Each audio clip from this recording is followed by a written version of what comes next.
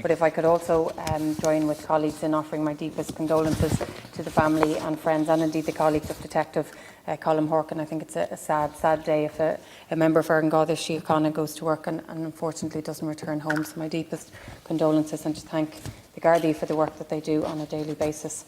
I want to thank deputies for their statements, for their questions regarding the June European Council, and I will come back to some of the deputies with further detail.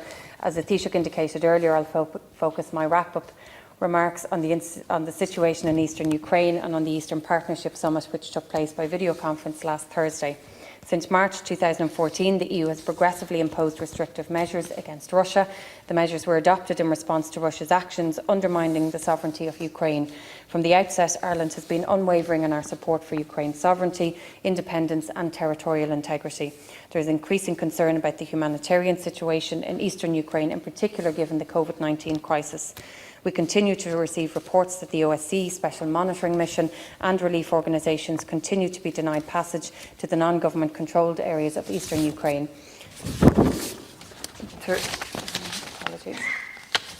Leaders stressed the importance of solidarity at the time of COVID-19 crisis, including the EU's substantial support to address the impact of the outbreak. Through what is known as the Normandy format, France and Germany have been in dialogue with Russia and Ukraine to implement the 2014 Minsk peace deal and to find a peaceful solution to the situation in Ukraine.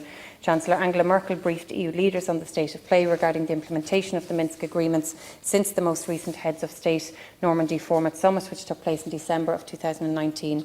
While 3 prisoner exchanges have taken place, the lack of substantial progress on the implementation of the Minsk peace deal and Russia's ongoing military support for separatists provide a clear and continuing basis for extending the targeted economic sanctions.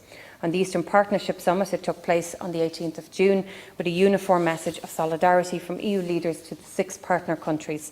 An appreciation of the strategic importance of the partnership was expressed by all members and by all participants. The summit provided the opportunity for a high-level exchange on the long-term policy objectives of the Eastern Partnership and helped set the state of play for the physical summit to be held in March of 2021. Leaders stressed the importance of solidarity at the time of the COVID-19 crisis, including the EU's substantial support to address the impact of the outbreak in the Eastern Partnership region.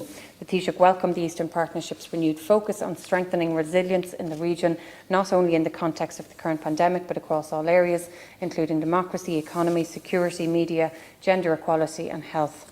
In order to strengthen resilience, the Taoiseach suggested championing the youth sector and civil society, and in this regard it is Ireland's intention, as soon as it will allow, to work with the European Commission and with partner countries on a project on a youth and culture. At the summit, leaders agreed to continue to work together to overcome disinformation. This is particularly important during the ongoing COVID crisis, when disinformation can cost lives.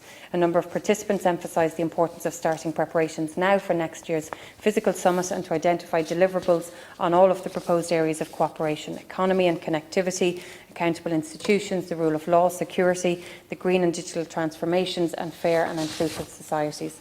The Taoiseach took an opportunity to mark that Ireland will open our first residence mission in a partner country when we open our embassy in Kiev later this year, of course, if COVID-19 circumstances allow.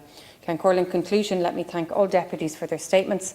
The Taoiseach will continue to report to the House in advance of and following regular Council meetings. If I could also just take this opportunity to thank the Croatian Presidency for their work over the last 6 months. It's been a particularly difficult time for them, given the current situation, but in particular to congratulate them on the progress that was made on opening the accession negotiations for North Macedonia and Albania, an extremely important issue and one which Ireland supports, and that is, of course, enlargement. And finally, just to wish the German Presidency well. They have a challenging and difficult few months ahead. Thank you. Thank you, Minister.